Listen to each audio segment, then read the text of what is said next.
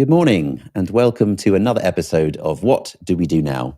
A conversation about the live event industry. Today, I'm joined by Andy Bass. Say good morning. Hello, good morning, Dave. How are you? I'm very well, thank you. And how are you? And where are you? That looks very cool, your backdrop. I'm in the Global HQ, Dave, in my shed in the bottom of the garden. Love that. Global HQ of your shed. Cool. Andy, why don't you just tell us a little bit about yourself, kind of what you do, and maybe a little bit about your origin story. How did you get started in the live event industry? Well, I'm a creative director, Dave, and that's in the industry. You call it live events. We call it all sorts of things. So it's definitely engagement marketing. It's marketing communications. It's experience design. It's all those things, of which I think live events is a portion. So live events is big. It's a bigger story than that, I think. But yes, that's the industry I'm in. Fabulous. And how did you get into it? Like, where did you start? Well, it's different to a lot of other creative directors. So I didn't come up through the design world. I'm not like a 2D designer that's evolved through a studio system to become the creative director. I come at it from the content and storytelling side. So I was a researcher, script writer, and content creator to start with. That's how I got into it. Great. And where did that take you? Like, where did you sort of, what was the kind of first, did you start in London? Did you start somewhere else? Like, how did you... So I was a student in Manchester, Dave. I was doing politics and philosophy. How useful is that? How useful is that to our lives? But I'd always had an interest in visual arts, photography, imagery, design, all those things. And I managed to blag my way into a production company. So they made programs. They made content for people like the museums and heritage attractions, that kind of stuff. And I started making content. I started researching and writing scripts, and that became producing and directing, and that's how I got into it. Fantastic. And so which was the kind of, where was your start in the agencies? Like, which agencies have you worked for? This was, well, they were a production company, and that's very different. Okay. They didn't call themselves an agency. Okay. So production company in Manchester. Yeah. And I was there in total in Manchester for about 10 years as a student and then working. And that was still in this kind of this museums and heritage world. But there was live events bits were going on in the background. And then I came down to London and still working for people that did bits of museum, heritage attraction things, complicated things, like really full-on immersive experiences, that lots of set design, complicated moving set, moving people, moving sets, moving projectors, all that. And it wasn't until I joined a company called Park Avenue where they started to call themselves an agency. And no longer, we're not just a production, but they were talking like an agency. So they were swimming in the same stream as advertising agencies. And the big difference is they were talking more directly to the client. They were being the communications partner with the client. And that's a very different way of thinking. Yeah. And it made for a very, very different world. It kind of opened my eyes up to a whole different way of thinking about what I was doing. And things got more commercial then, Dave. They got more commercial, did you say? Oh, yeah, bigger budget. So this museum world is beautiful and it's really very creative, but the budgets are small and you're having to be very creative with a small budget. So, Andy, go and create an entire Viking invasion with this 6 blokes on a field with some smoke. So we do that kind of thing. And then suddenly you're dealing with proper car launch budgets, and that's this is a different world. So your creativity can go there's fewer limits. You can do more exciting stuff. Yeah, for sure. I mean, I guess I've always known you like as a creative director, as the creative lead across across the years that I've known you now.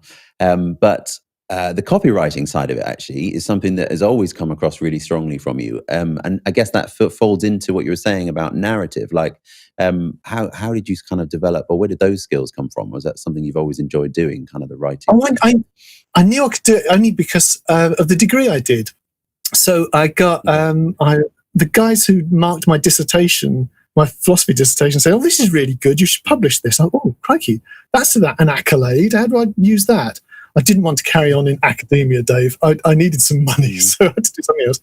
And when I fell into this production company, I just noticed that the scripts seemed to have been written by people who didn't realize you had to say them out loud. and they Yeah. you couldn't say it out loud. So that surprised me. So I just started. It was a bit of, wait, shift over, I can do that sort of thing. And I shifted over, I can have a go at that. Give me a go. And I sort of taught my way into that.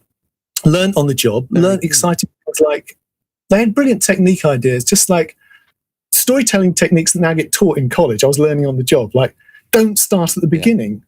Start somewhere more interesting and build up to something interesting and informing. So techniques like that were just more fun. I'm rambling. Yeah. I've lost the thread of my own narrative. No, it's really cool. I just wanted to give you the opportunity to jump around to the interesting parts, and then we can go back to the beginning. So my next question in sequence is usually, what was your favorite job and why? All right. So I was trying to think about this, because I think the biggest satisfaction is the fact of what GPJ creative team achieved with Cisco Live has been amazing. That developing it from 5,000 tech-only event downstairs in that horrible venue in the Palais in Calais, in Cannes, and then and developing that and now it's the de facto IT entire. It is the event, isn't it? It's the benchmark. Yeah. It sets the standard, benchmark. And I'm not going to try and claim any more than I try to make the environment where that happened and leave great people the opportunities to develop that and design something fantastic. And I think that you're quietly stepping back and taking pride in that is impressive. But there's personal things that are much more pressing, and pressing on the times today. Having done those Cisco House jobs, London 2012 Olympics, Rio, just and talk then a tiny bit about what it is when you say Cisco House. I mean, I know what that is because I'm sort of a little bit aware of the project. But yeah, for those that don't know what a Cisco House is, what does that mean?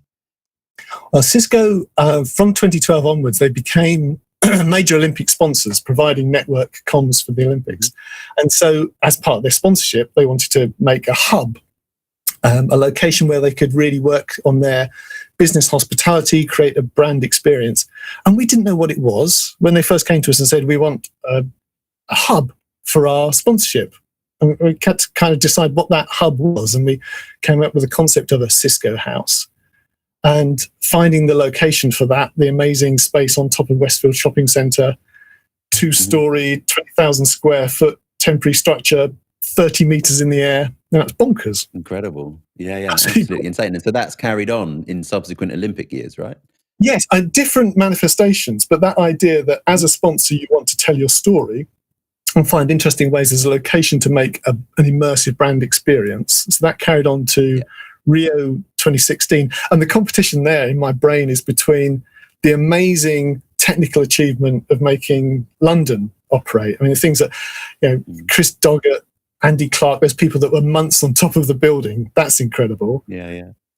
I think as a culmination of the skills I developed in creating a narrative environment, it was a very immersive brand experience. It had the theatre parts, it had the 3D design, interactives all over the place, all that kind of, lots of multimedia installations, and the view and the stunning view is all part of it. But I guess the narrative at the heart of that communication, though, I guess, is what kind of where you start with that sort of huge scale kind of project. It should have been, Dave, but we had to build something. Well, before we knew what we were building, there was a deadline. You're up against the Olympics. Doesn't move. Well, it hasn't moved previously, so that was our hard. Absolutely. Incredible. Something's changed. So there was a hard deadline, and we had to get this thing built. So we were having to. It was a parallel process of trying to work out the narrative as you're building this thing. So that's a big challenge. Less of a challenge for Rio, because having learned from that, knowing that you needed, the story would develop and change. So we built for them. We had a fantastic venue that was very decrepit, rundown, but beautiful location in Rio. And so promising to the owners of that venue that Cisco are going to leave it far better than it arrived. It's going to have the best internet connection in the whole of Brazil. That was one thing we could guarantee. And giving it proper disabled access and rebuilding the rundown bits, all that was a fantastic thing that we could say, we will leave this as a legacy. And by the way, we don't know what we're going to put in it yet, because that narrative has yet to be developed by the client and us in parallel. And so that we knew that we had a fantastic location there. I mean, being on the beach with the Sugarloaf Mountain in the background, it was pretty unbeatable as far as locations go. So that, my brain is when you say which is the best, there's the achievement of London. There's Rio was fantastic. That was a great. But what an amazing nugget of insight there. So, trying to create a narrative, trying to build out a creative strategy, but fundamentally, what you're saying is that you're actually designing something that is built for change, to change. So that whole idea that it has to be an agile experience. Yes. Kind of by 20 now, right? You're exactly right, though. So by the time we got involved in Tokyo, we were actually starting to talk explicitly to the client about this and saying what we need is we were starting to call it a platform approach. So we will design you something that we know is a clever way of creating media experiences within the environment that, in that case, we were given the environment for Tokyo. We didn't find it, and saying explicitly to the client, your messages will change over the 2-year period of build up to this. The messages will change. So we've taken this approach that allows you to change the story, and thank goodness we did, because boy, will the story change. So between now and next year, absolutely. Yeah. But how incredible. Hopefully it'll be the same location, and our the basis of the creative concept that we've developed allows for that change, and possibly that won't change too much. It will be the content, the stories that will change.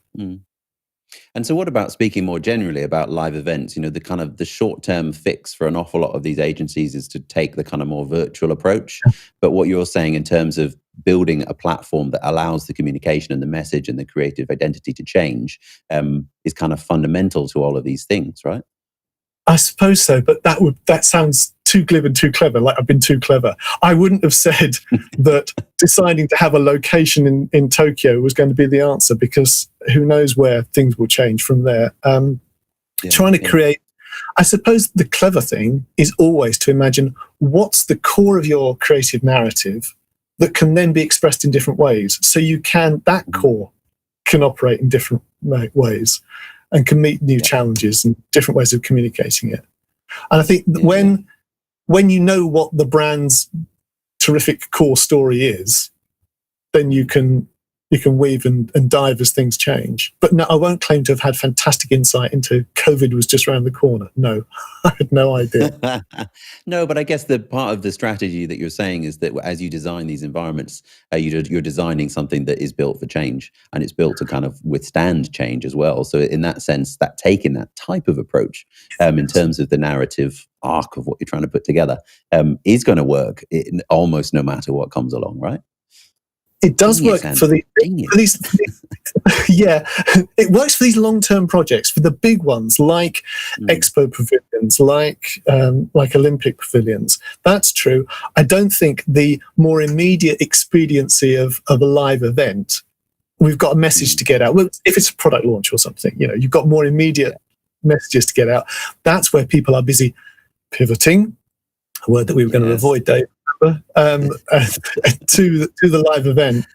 And that's a different story altogether, I think. The people are having to be more reactive. But now maybe the reactive period is over, because everybody's having to think longer term and start to plan those things. Yeah, I think we're at a crucial moment right now, aren't we, as things change? I guess with the furlough scheme changing from August, there's an awful lot of companies, businesses out there that are having to make decisions this month, which are going to have huge implications for people in our industry. I guess going back to that word pivot, that you said it first, that we weren't going to use. Is that your favorite bit of terminology or overused terminology in the last 12 or 16 weeks? It's certainly the most irritating, isn't it? The notion that you're just spinning around in panic that it implies. I don't really like that. That's it, right? It's the wrong idea, right? It's the wrong idea. Absolutely. Pivot is not what you want to do. You don't want to spin round and round and round. Absolutely not. I think the clever brands are thinking always that there's change, and the clever agencies and creatives are always imagining what is the next thing. We're always trying to change things. That's what innovation is. And again, I'm not claiming we'd all have wanted to go online, because there's so much that the power of being face to face brings that's so important. I think what I'm in the way to trying to express that we are at a stage now where this kind of whatever the new normal is, we're not there yet. We're still at a phase where there's a big transition and there's still a lot of change to come. And don't call it pivoting, call it anything else, but it is an evolution from what we've done in the past to something. It's innovating, it's evolving, it's being adaptable, it's kind of showing agility, being agile. It's been a really interesting conversation, Andy. I guess, whether we're freelance or whether we're furloughed, we're not sort of working in the way that we normally do. What was the best piece of work advice that you've ever been given, or do you have like a mantra that you live by, or a message of some sort for the live events industry? Mantra that I live by. That's a worry. Well, I've been talking to students of late who do this on narrative environments course at Central St Martin's, and trying to. They do what? Sorry. It's called the Narrative Environments MA course, Dave. That's what we do, Dave. Wow. We create narrative environments. Who knew? Oh, is that what it is? That's what it is. Absolutely. So and they teaching. That sounds really interesting. It is very interesting, and the students are interesting, and they come at it from different worlds. A lot of them are designers, a lot of them are storytellers, and there's this course where they're creating a discipline of understanding how a whole space tells a story. And there are different media you can put in that space, but the whole overall design is the story. And that's what we've been doing all these years, never realized it. And they teach it. So I've been talking to them about very practical stuff. They're really interested. They do a lot of theoretical things in their classes, but when you come in as an outsider, they love the idea. What's the practical stuff? What are the practical hints? How do you do this? They want process. They're fascinated by creative process. How do you come up with ideas? All that stuff. But the thing I'm trying to pass on to them is that one of the biggest jobs as a creative is trying to keep things simple. You have, when you're coming out with an idea, there's lots of different reasons why you have an idea, and they're generally complex reasons because it's a complicated brief. It's got to be multi-layered because it's got to meet lots of needs. It's got to have different media that it can be expressed in. It's got to be cross-platform. So it's already complicated in your head, and you've got to bring it down. You've got to simplify it. You've got to simplify it so you can sell it. You've got to simplify it so that you can express it to the client, and the client can upsell it to his boss, their boss, whoever is going to be the person paying for it. They have to be convinced as well. So simplicity is a key to making it understood. And then in terms of the design, if it's overcomplicated, it doesn't tell a story. So you've got to really protect and nurture. Because what happens then is that production gets involved, Dave. And then things get really complicated, often for all the right reasons. Things get more complicated. And a creative director's job is to try and defend the simplicity of the idea against all the other things that naturally come its way. And my biggest advice to them was just try and learn how to protect and nurture that simplicity and express it all the time. That's my thing. To getting to the simple heart of the story is kind of what you're saying, the absolute simple heart of the story. And that's been really interesting conversation with you, Andy. Thank you for taking the time. We'd love to hear from different people across the industry if you'd like to join us for a discussion live. But thank you very much to Andy for now. Goodbye. Cheers. Bye-bye.